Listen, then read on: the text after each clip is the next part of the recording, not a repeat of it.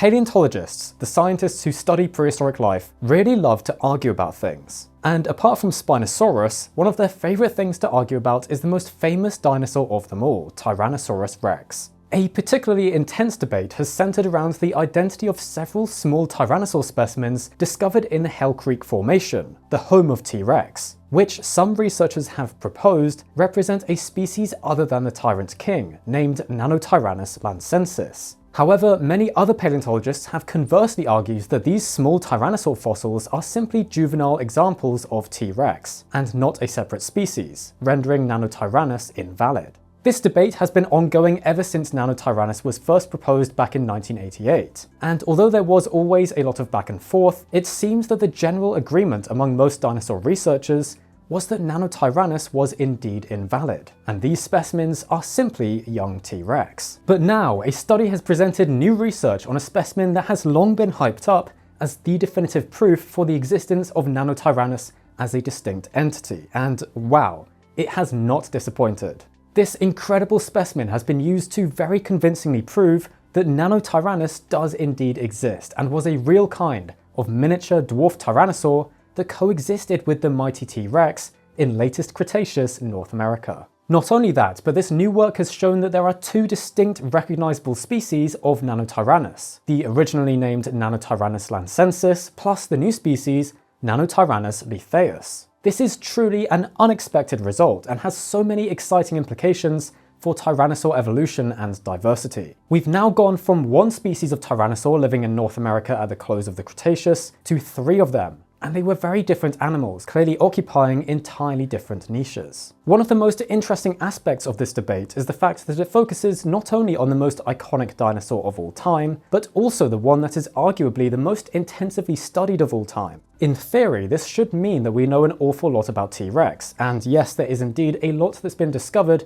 about this awesome predator in the 120 years since its naming. But the validation of Nanotyrannus proves that there's still so much to learn about this giant carnivore and its relatives, and also about dinosaurs in general. If, in fact, there was not just one species of tyrannosaur inhabiting Hell Creek at the end of the Cretaceous period, but actually 3 of them, then it certainly seems we might have been underestimating just how diverse these animals really were. So I'm here to take you through all the Nanotyrannus news and explain exactly what's been discovered in this new research, and why it's so important. As many of you will hopefully have seen, a few months ago over on the Benji Thomas channel, I actually made a pretty long, detailed explanation of the Nanotyrannus debate so far. So if you'd like a more in-depth breakdown of the controversy, be sure to go and watch that. But I will still be summarizing the relevant points in this video and getting into all the details of the new research. To understand the decades-long controversy of Nanotyrannus, we must first introduce the key players in this debate, the actual fossil specimens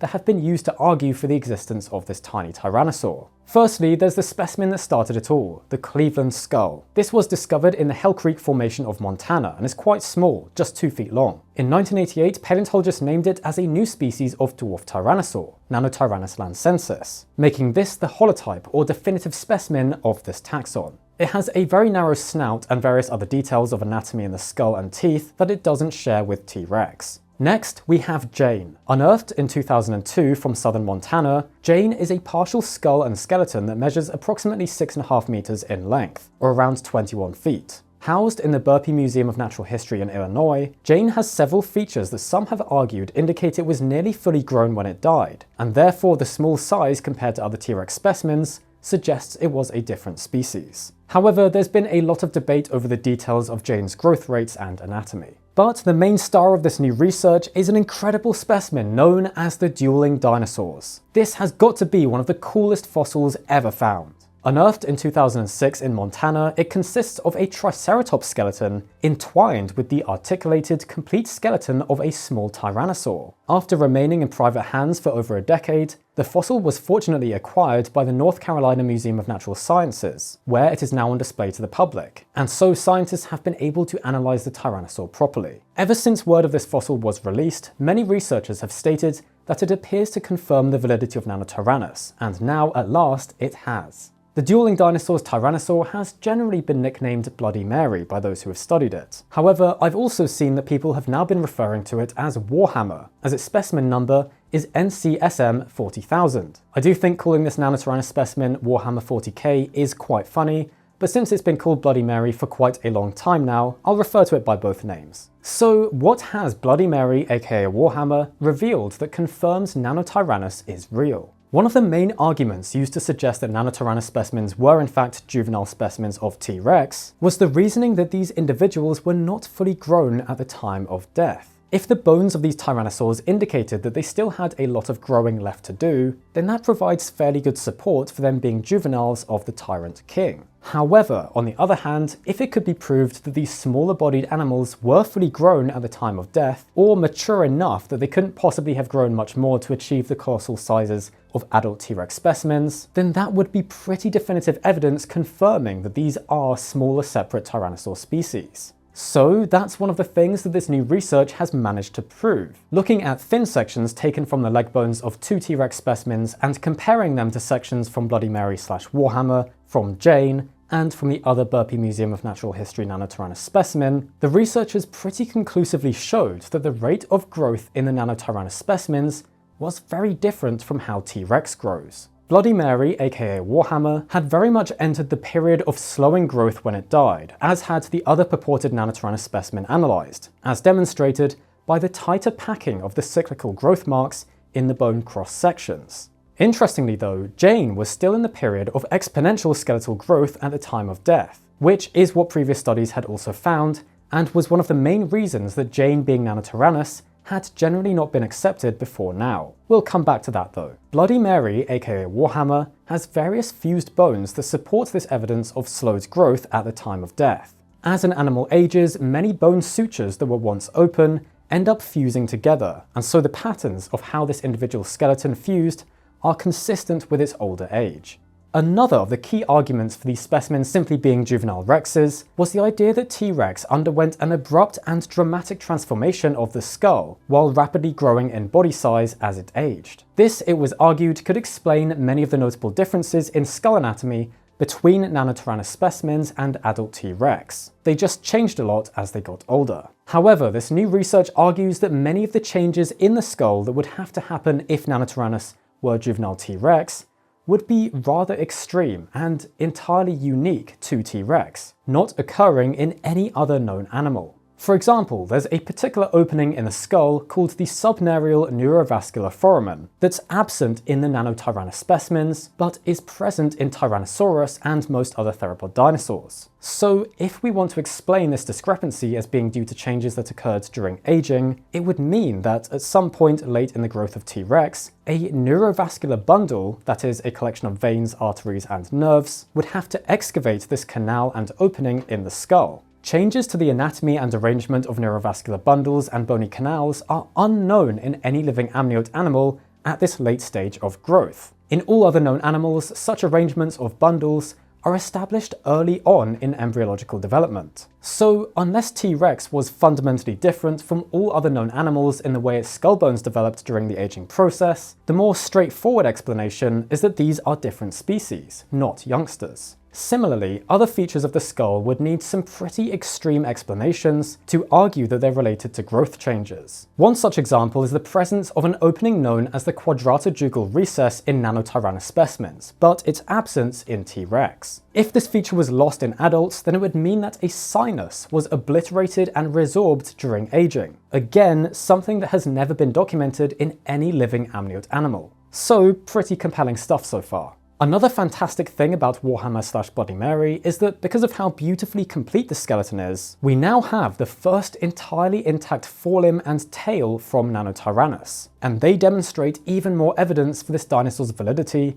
that's pretty hard to argue with. There are a total of 35 bones in the articulated tail of this Nanotyrannus specimen. However, Tyrannosaurus rex is estimated to have had between 40 and 45 bones in its tail, based on all the known specimens that preserve this part of the body. Now, although it is possible for members of the same species to have slight variations in the number of tail vertebrae, such as approximately 5% variations documented in some fish, amphibians, and snakes, no large-bodied terrestrial archosaur reptile has ever been documented to increase the number of tail bones by 15% during late-stage growth. The number of vertebrae in an animal is something that gets established early in embryonic development, and so the idea that a juvenile T-Rex could add up to 10 extra tailbones as it grew would be quite difficult to accept. The forelimbs of Bloody Mary have long been used to argue that it is a distinct species. The most notable feature of these forelimbs is their size. When compared to the arms of an adult T-Rex specimen, something becomes quite strikingly clear. Warhammer's hands are larger.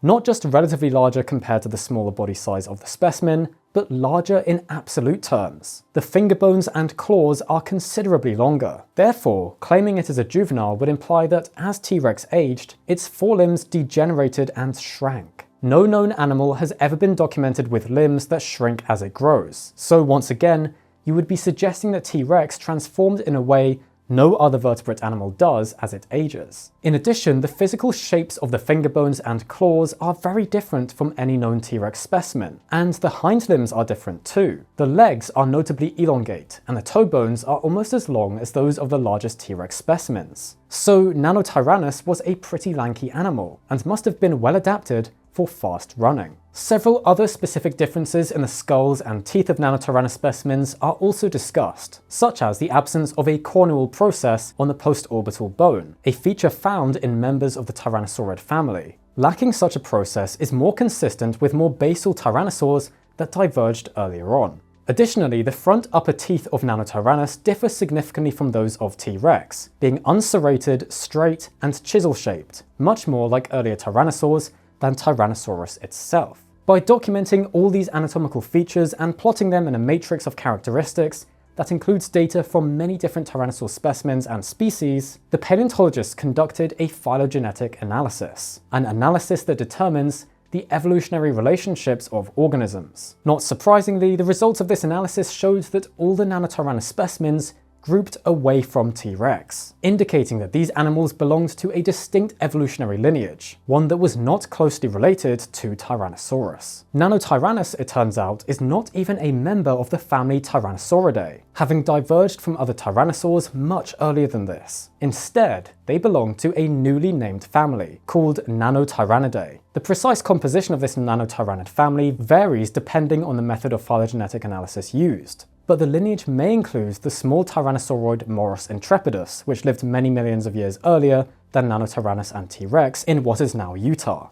Alternatively, it might include Dryptosaurus and Appalachiosaurus, two tyrannosaurs that lived in eastern North America. These two different compositions of the family both imply quite different but very fascinating scenarios of how tyrannosaurs dispersed across the prehistoric world. If Moros is included, this suggests that Nanotyrannidae may have originated during an interchange of tyrannosauroid species that occurred between Asia and North America, sometime between about 103 and 94 million years ago. Alternatively, if Dryptosaurus and Appalachiosaurus are members of Nanotyrannidae, then it is possible that the family actually originated on the lesser-known eastern continent of Appalachia, which was separated from the other half of prehistoric North America, called Laramidia, by the western interior seaway for much of the late Cretaceous. Perhaps then, after the seaway retreated towards the end of the Cretaceous, the Nanotyrannids dispersed across the newly formed land bridge from the eastern continent and over to the west, where they encountered T-Rex. This could explain why Nanotyrannus-like tyrannosaurs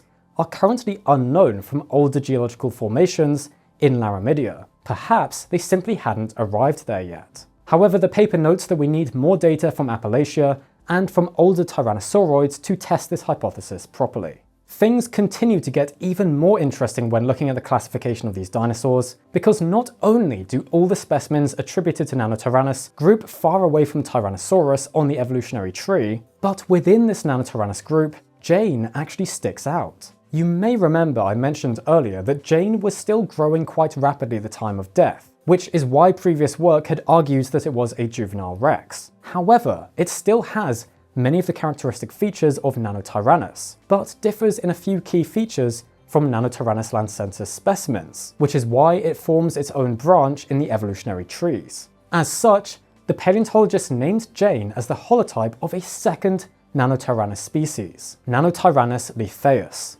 This references the river Lethe of the underworld, a nice nod to the Hell Creek formation, and also referencing the depiction of the Lethe in Virgil's Aeneid. from which souls must drink to forget their prior life and be reincarnated, in recognition of our reinterpretation of this specimen as neither N. lancensis nor a juvenile T-Rex, contrary to all previous literature. It's the perfect name, really. Based on the fact that Jane was still growing and was already around 21 feet in length, it might be that Nanotyrannus lethaeus was a larger species than Nanotyrannus lancensis. It still never would have reached T-Rex sizes, but it's incredible to think that there may have been smaller and larger species of Nanotyrannus filling in those mid-level predator roles in the Hell Creek ecosystem.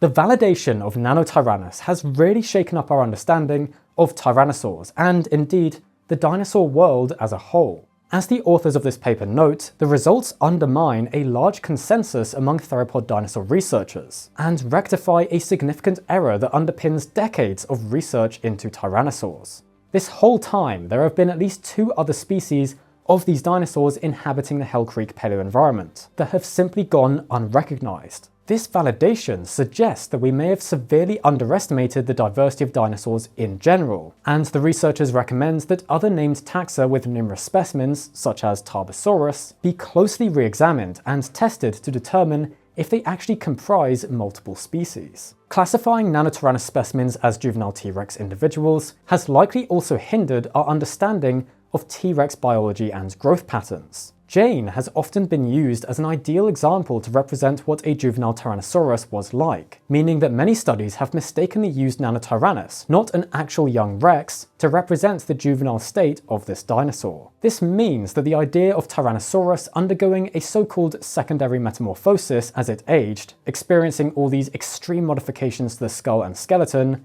is also somewhat unfounded. The idea was that young T-Rex were so different to the adults because they were occupying the mid-level predator niche in Hell Creek, being fast, agile runners that could chase down smaller prey, and that they remained in this stage for an extended period of time before rapidly growing and morphing into the adult form, which fed in a different style. However, now that many of the specimens used to argue for this growth strategy are recognized as separate species, the details of how T-Rex changed as it grew will have to be reinvestigated. A now completely disproven hypothesis about T-Rex biology is the idea that Tyrannosaurus had managed to displace all the mid-level predators from Hell Creek by essentially assimilating the mesopredator roles into its own growth stages. It was thought that because the juveniles had such a different morph and filled these other niches, no other small to medium-sized predators could coexist with T-Rex, as these animals occupy different roles in the food chain at every stage of life. But clearly, that's not true.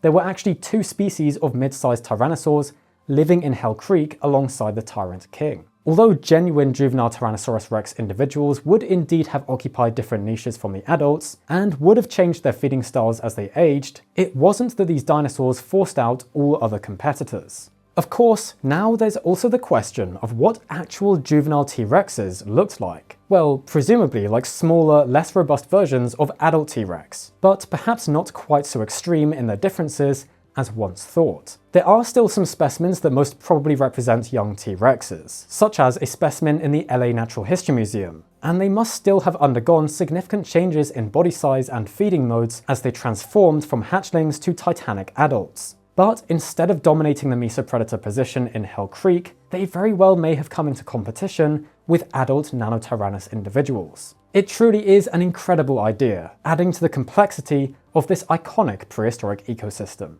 The existence of Nanotyrannus is, I think, a very interesting turning point in vertebrate paleontology. Ever since I've been fascinated with dinosaurs, Nanotyrannus has always been one of those things that gets joked about and not taken too seriously. The common consensus, at least from my perspective, seemed to be that this was a rather far-fetched idea, and that these specimens being juvenile rexes was a much more reasonable and simpler explanation. However, I must say that while I was researching my big Nanotyrannus video a few months ago, I began to become increasingly swayed by what I was reading and seeing. There were an awful lot of differences that needed to be explained, and it really seemed like it couldn't just all be waved away under the blanket of changes that occur during growth. The forelimb size difference in Bloody Mary compared to T-Rex was, to be honest, the main thing that compelled me the most, but I still tried to remain as neutral as possible, and I just really wanted to see where the data took us next. So it's fantastic to see that this new research has finally been able to provide all this solid evidence